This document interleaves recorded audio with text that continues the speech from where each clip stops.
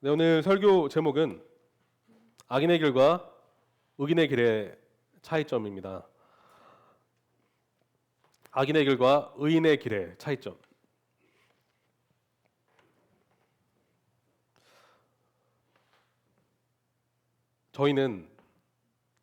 사람은 모두 길을 걸으며 살아갑니다. 길을 걸으며 살아갑니다. 오랜 시간 걷든 짧은 시간을 걷든 저마다 길을 걸으며 살아갑니다. 인생들은 어떤 면에서 걷기 위해 태어난 존재라고 말할 수가 있습니다. 저희가 두 다리가 있잖아요. 그렇죠? 하나님은 걸으라고 두 다리를 주셨습니다. 저희는 걷습니다. 그런데 여러분, 걷는 속도와 걷는 시간보다 더 중요한 게 무엇인 줄 아십니까? 네, 너무나 다 지혜로우셔서 알고 계시죠. 방향이 중요합니다. 빨리 걷느냐, 늦게 걷느냐, 그것보다 더 중요한 것은 우리가 어디로 가느냐가 중요하다는 것입니다. 다시 말해, 우리가 걷는 길의 목적지가 중요하다는 것이에요. 저는요, 아내와 제 성향이 정말 반대입니다. 저희 아내는 굉장히 꼼꼼해요. 제가 어떤지 아시겠죠? 저는 꼼꼼하지 않습니다.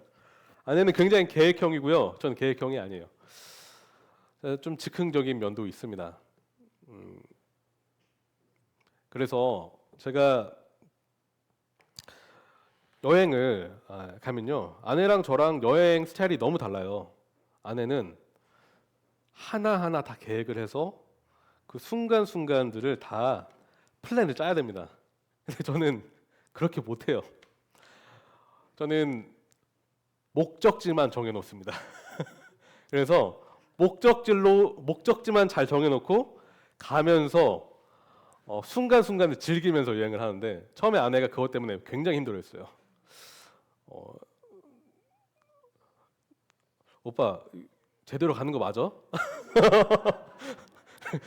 이 여행 괜찮은 거야?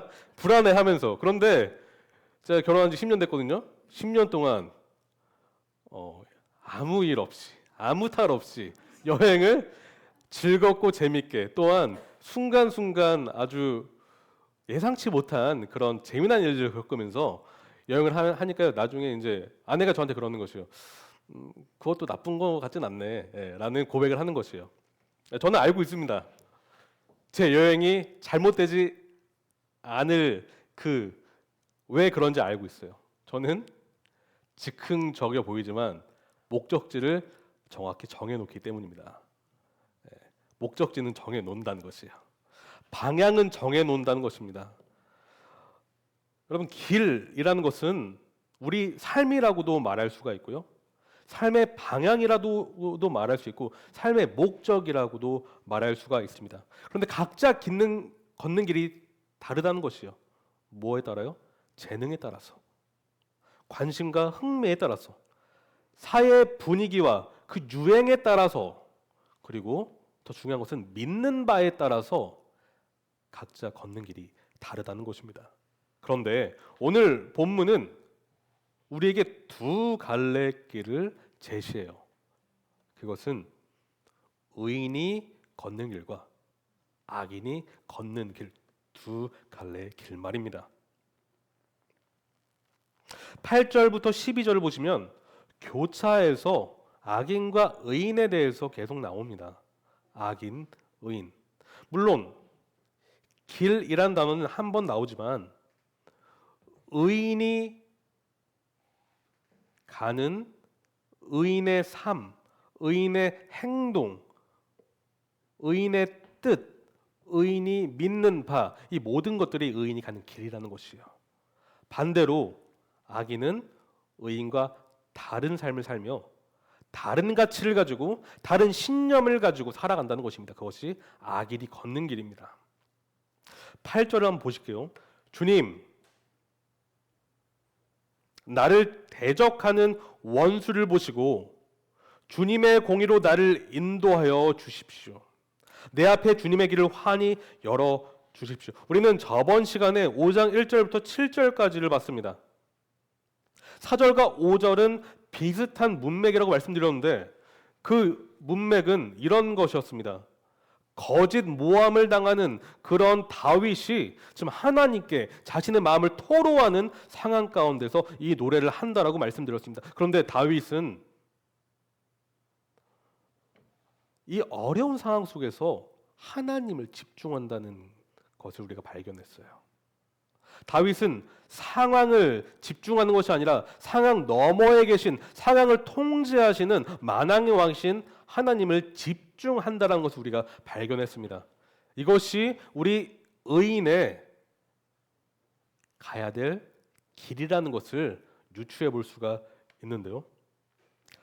8절에 주님, 나를 대적하는 원수를 보시고 주님의 공의로 나를 인도하여 주십시오라고 하고 있습니다.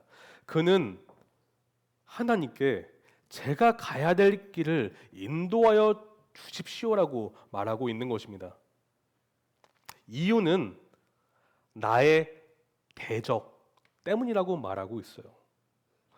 이것을 제가 간단 명료하게 다시 말씀드리면 주님의 공의로 나를 인도하여 주소서. 그 이유는 나의 대적 때문입니다라고 말하고 있는 것입니다. 다윗은 지금 주님의 공의를 붙잡고 있습니다. 그는 주님의 공의 안에서 나의 길을 인도하여 주십시오라고 말하고 있습니다. 여러분, 주님의 공의가 무엇입니까? 주님의 공의. 우리는 공의란 단어를 수도 없이 들었습니다. 수도 없이. 그런데 이 공의라는 것은 우리의 머리에 지식으로만 머무르면 안 된다는 것입니다. 이 공의는 우리의 삶이 되어야 되고 우리가 걸어가야 될 길의 중심이 되어야 되며 우리의 삶의 기준이 되어야 합니다. 여러분, 주님의 공의는 하나님의 옳고 그름의 기준을 말하고 있습니다. 의인과 악의 특징, 차이점이 무엇인지 아십니까? 의인은 하나님의 공의를 인정합니다. 하지만 악인은 하나님의 공의를 인정하지 않습니다. 다시 말해 의인이라는 존재는 하나님의 기준을 자신의 길의 법도로 삼는다는 것입니다. 자신이 가야 될 길에 나침반으로 삼는다는 것입니다. 그러나 악인은 자신의 길의 기준을 하나님의 뜻에 두지 않고 자기 마음에 원하는 소견에 옳은 바로 그 기준으로 그 길의 기준을 삼는다는 것이죠. 이 시편의 주인공인 다윗과 어쩌면 이 문맥의 대적이라고 할 수 있는 사울을 한번 여러분 비교해 보셨으면 좋겠어요. 악인과 의인의 대표성을 띠는 다윗과 사울을 한번 비교해 보십시오. 다윗은 사울이 그를 죽이려고 했지만 모든 심판을 하나님께 맡기며 사울을 기름 부는 하나님이시기 때문에 제가 그를 해치지 않겠노라 다윗은 고백을 합니다. 하지만 사울은 자기 감정과 자기 기준에 따라서 그 질투심과 시기심의 화신이 되어서 다윗을 계속해서 살해하려고 했어요.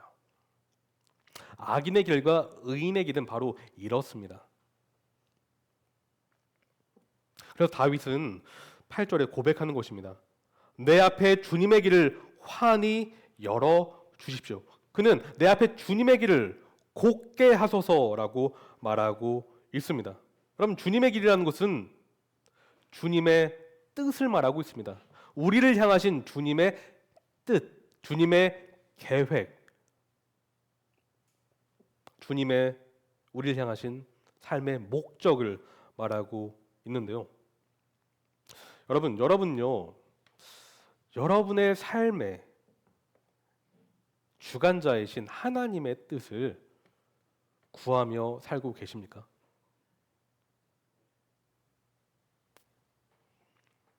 매일매일 하나님, 제가 오늘 어떻게 살아야 될까요? 하나님, 제가 오늘 하나님의 사람으로서, 의인으로서 어떤 길로 걸어야 할까요? 라고 말이죠. 다윗은 지금 어둡습니다. 내 앞에 주님의 길을 환히 열어달라는 것은요, 지금 환경적으로 어둡고 그 길이 구부러져 보이며 굽어 보인다는 것입니다. 그런데 그 길을 아버지 평탄하게 곧게 하여 주셔서 제가 그 길로 걷게 해달라고 말하고 있는 것입니다. 이 말은 하나님, 제 앞에 주님의 길을 보여주심으로 제가 주님의 길에, 주님의 뜻에 순종하며 살게 주님 인도하여 주시옵소서라고 고백하고 있는 것입니다. 그럼 시편 119편을 볼까요? 이 고백이 119편에 지속해서 나오는데요.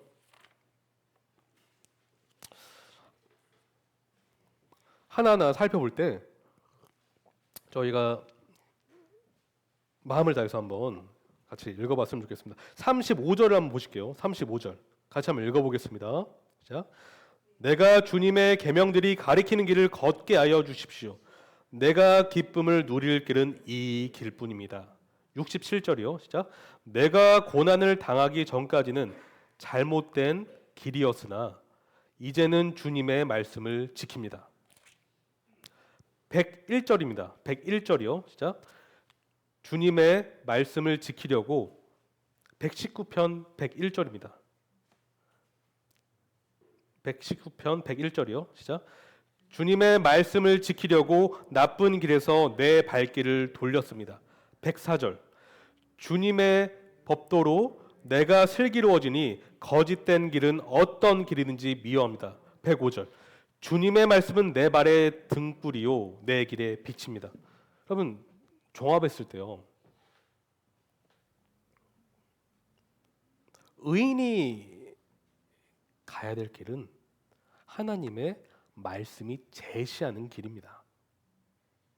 하나님의 말씀이 우리 삶의 기준이기 때문에 환난 날에 우리가 붙잡아야 될 지혜이기 때문에 우리는 하나님의 말씀을 따라서 길을 걸어야 된다는 것이요. 그러면요, 여러분 앞에 아무리 구부러져 보이는 길이 있을지라도 여러분 평탄하게 되어 있습니다. 이 사실 믿으십니까? 우리 삶이 굴곡질지라도 주의 뜻을 따라 살면 열립니다. 하지만 우리 삶이 평탄해 보일지라도 주님의 뜻을 따르지 아니하면 구부러진다는 것입니다. 본문 9절을 보시겠습니다. 9절을 보시면요,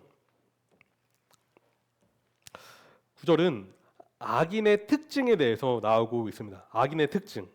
그들의 입은 믿을 만한 말을 담는 법이 없고 마음에는 악한 생각뿐입니다. 그들의 목구멍은 열린 무덤 같고 혀는 언제나 아첨만 일삼습니다. 악인의 뚜렷한 특징은 이것인데요, 신뢰하기 어렵다는 것입니다. 악인의 특징은 신뢰하기 어렵다는 것입니다. 말과 행동에 있어서 말이죠. 그래서 입은 믿을 만한 말을 담는 법이 없다라고 말하고 있습니다. 여러분, 여기서 믿을 만하다는 것은 이런 뜻이에요. 견고하다라는 뜻입니다. 믿을 만하다. 믿을 만한 것과 견고하다가 어떻게 연결이 될까요? 단단하다, 확실하다, 확고하다. 그러니까 예를 들면 이런 것이요. 여러분, 돌로 지어진 집이랑 모래로 지어진 집, 두 집을 한번 비교해 보세요. 어떤 집에 살고 싶으십니까? 당연히 돌로 지어진 집에서 살고 싶으시겠죠. 모래로 지어진 집은 언제 무너질지 몰라요. 1초 뒤에 무너질지도 모르고요. 한 몇 분 뒤에 무너질지 모릅니다. 말이라는 것이 그렇다는 것이에요. 그 말이 견고하기 때문에 사라져 버리지 않을 말이라는 것입니다. 근데 악인의 말은 어떻다고요? 모래로 지은 집같이 없어져 버려요. 그것이 악인의 말이라는 것이에요. 둘째로 악인의 뚜렷한 특징은 아첨을 한다고 말하고 있습니다. 아첨을 한다. 이 말은 말이 미끄덩거리다는 뜻이에요. 미끄덩거리다. 미끄럽다라는 것이에요. 그러니까 듣기에는 굉장히 부드러워요.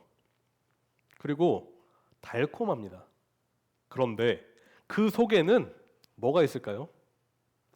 칼이 있어요. 그리고 악독이 있습니다.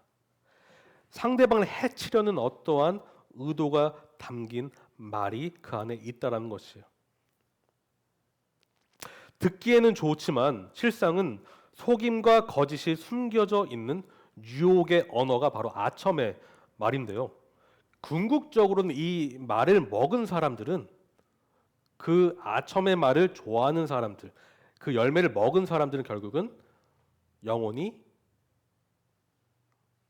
좋지 않게 되는 그런 결말을 맞게 되는데요. 잠언 2장 16절은 이렇게 말하고 있습니다. 지혜가 너를 음란한 여자에게서 건져주고 너를 꾀는 부정한 여자에게서 건져줄 것이다. 너를 꾀는 부정한 여인, 바로 이게 꾀는다, 유혹한다, 홀이다, 이것이 바로 아첨하는 말이라는 것이에요. 또한 세 번째 특징은 악한 말을 쉴 새 없이 만들어냅니다. 악한 말을 쉴 새 없이. 9절에 그들의 목구멍은 열린 무덤 같고라고 하고 있죠. 여러분, 무덤이 열려 있어요. 근데 무덤 안에는 뭐가 있죠? 시체가 있어요. 열려 있다라고 해보십시오. 시체와 같은 그런 말들이 계속 생산된다라는 것이에요. 닫혀야 되는데 열려 있으니까 멈추지 않고 계속 나온다는 것입니다. 열린 무덤 같다. 그런데 신뢰하기 어렵고 아첨하며 악한 말을 쉴 새 없이 내뱉는 근본적인 이유는 9절에 의하면 마음이 부패했기 때문이다라고 말하고 있어요. 마음이 부패했기 때문이다. 마음에는 악한 생각뿐이다라는 것인데요. 그러나 우리가 주 예수를 믿는다라고 한다면 우리는 어떠한 길을 걸어야 될까요, 여러분? 반대의 길을 걸어야 된다는 것이에요. 우리의 말은 믿을 만한 말이어야 되고요. 우리의 말은 정직한 말이 되어야 하고요.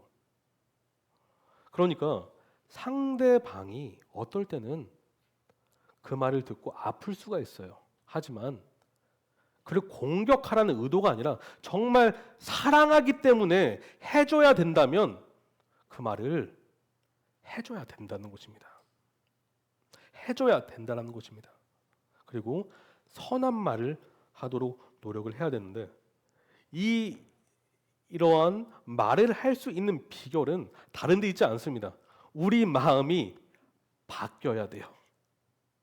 말을 아무리 이쁘게 해야지, 정직한 말을 해야지, 신뢰할 만한 말을 해야지 해도 언어는 바뀔지 모르지만 우리 마음이 바뀌지 않는다면 그 말은 결국은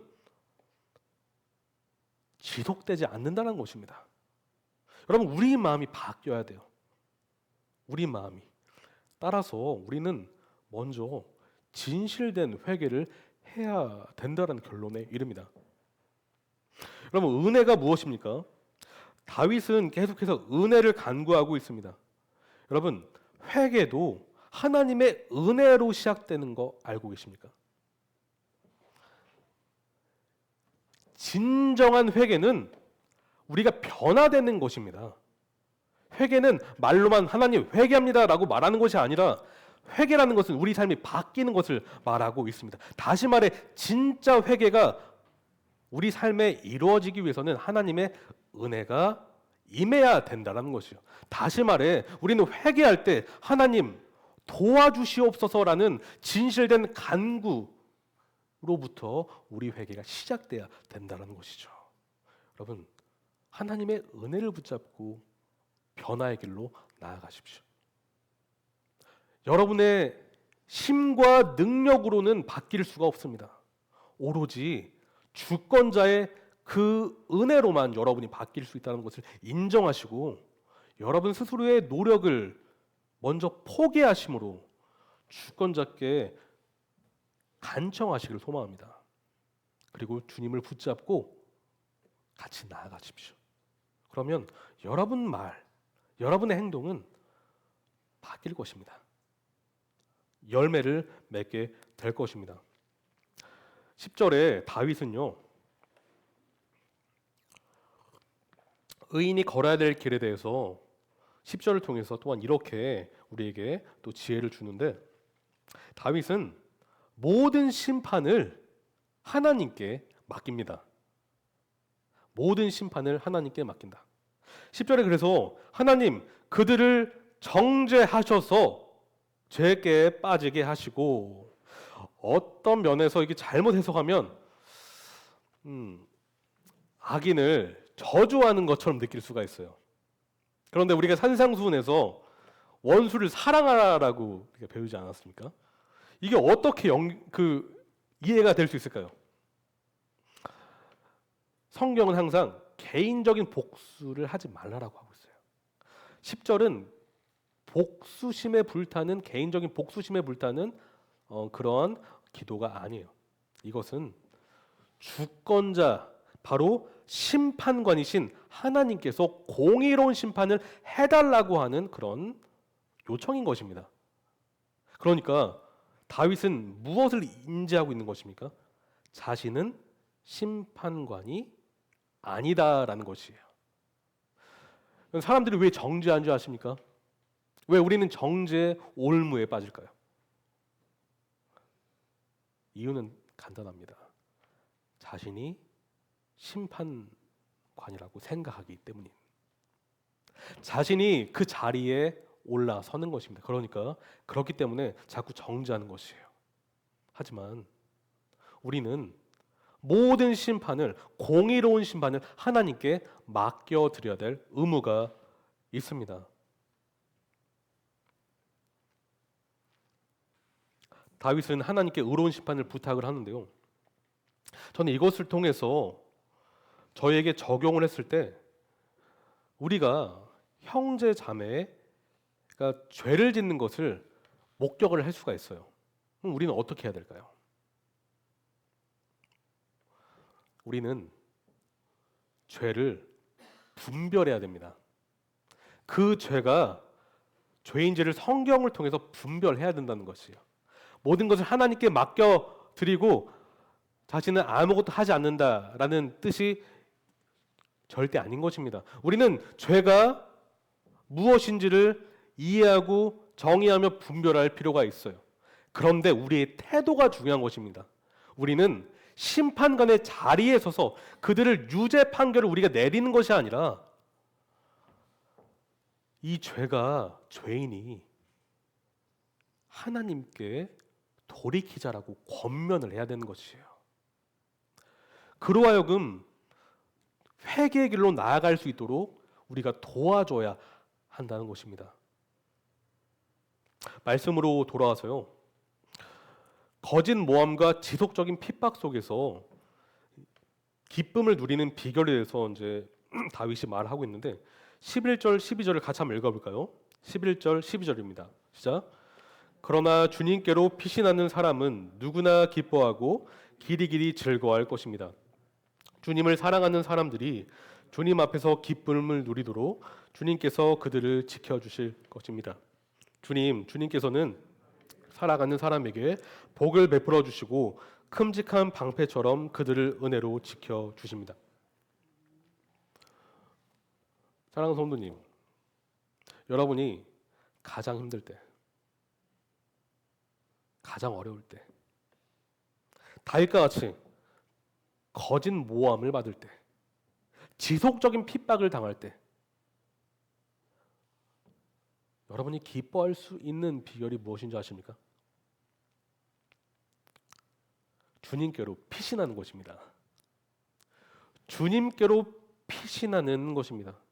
여러분, 우리는 주님을 우리의 피난처로 삼아야 합니다. 하지만 우리의 죄성은 하나님을 피난처로 삼는 것이 아니라 자기 자신을 피난처로 삼습니다.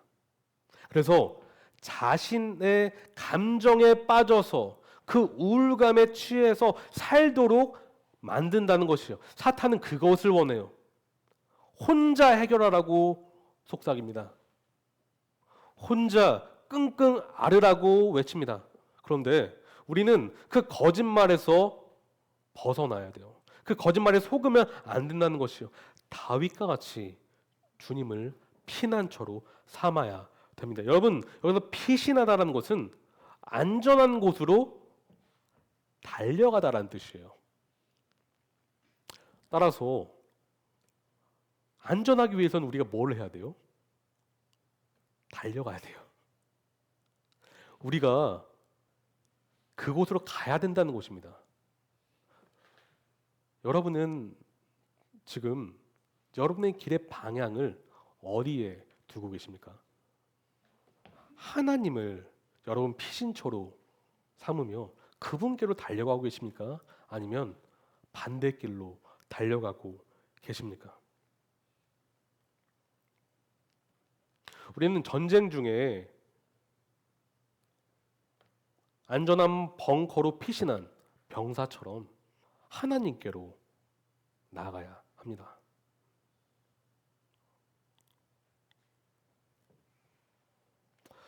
11절을 보시면요.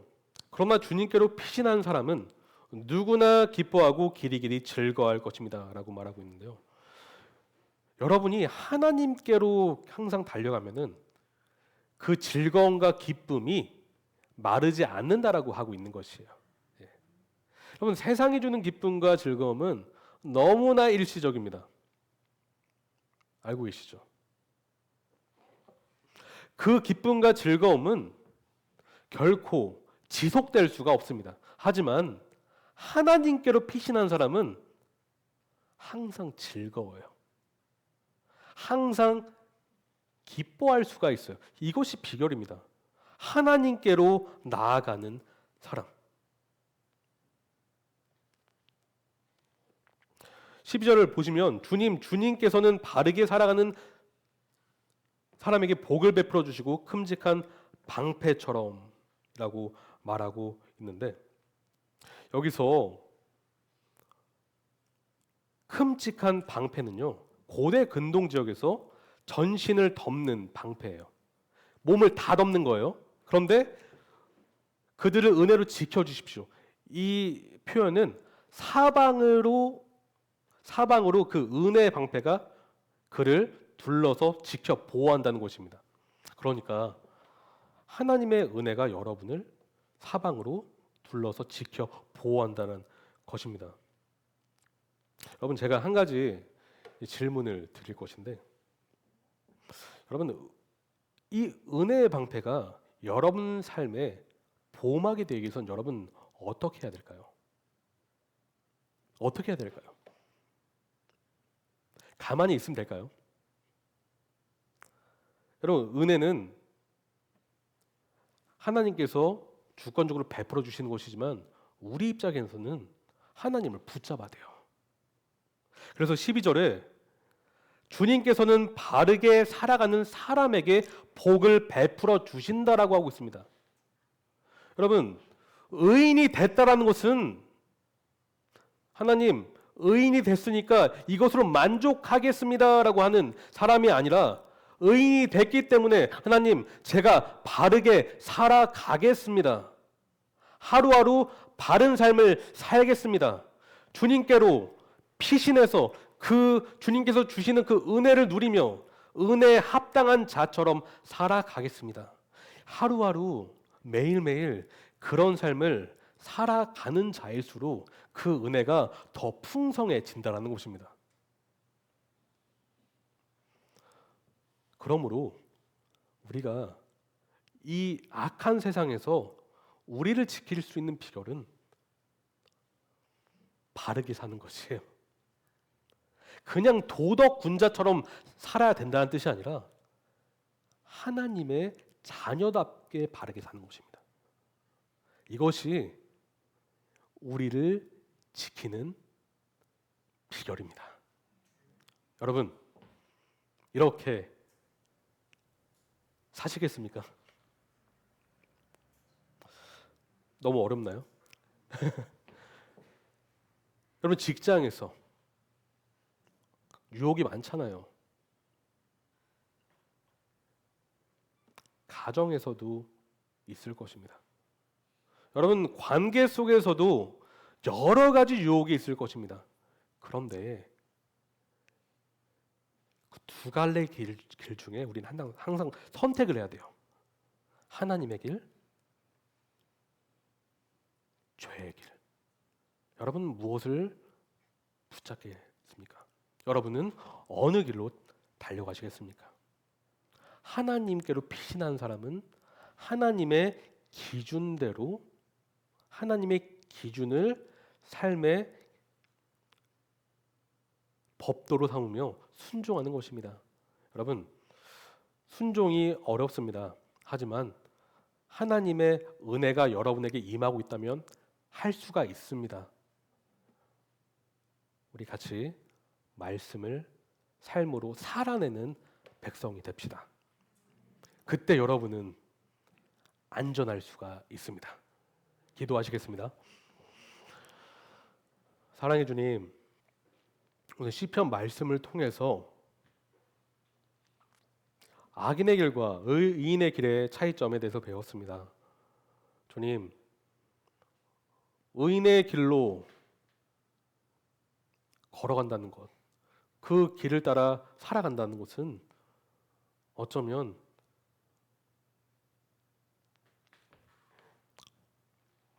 우리가 생각하는 것보다 훨씬 더 어려운 일이고 어려운 삶일 줄로 그렇게 생각을 합니다. 하나님, 하지만 하나님이 도와주시면 저희는 할 수 있습니다. 주님, 의롭게 살아갈 수 있도록 인도하여 주시옵소서. 의로운 자답게 살아갈 수 있도록 인도하여 주시옵소서. 그래서 정말 하나님이 주시는 그 안전한 보호를 우리 삶 속에서 경험함으로 정말 하나님 홀로 영광 받아 주시옵소서. 예수님의 이름으로 기도합니다. 아멘.